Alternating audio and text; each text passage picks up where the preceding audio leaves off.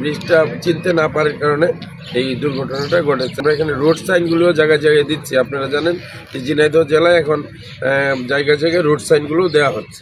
আমাদের যে আইনে যেটা আছে দাফন কাফনের যে খরচ 25,000 সেটা তারা পাবে এবং অন্যান্য ক্ষতিপূরণ যেটা সড়ক পরিবহন আইন অনুযায়ী তারা কিছু ক্ষতিপূরণ পাবে। তাও আমি সেটা উল্লেখ করেছি, সেটা 50,000 টাকা কম সব মিলিয়ে।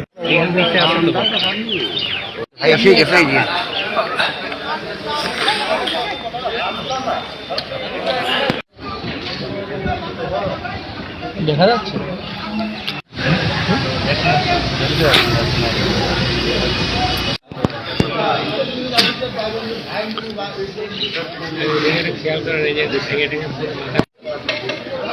উপরের রেলিং কিন্তু ভাঙা, হঠাৎ খুলে পড়তে পারে।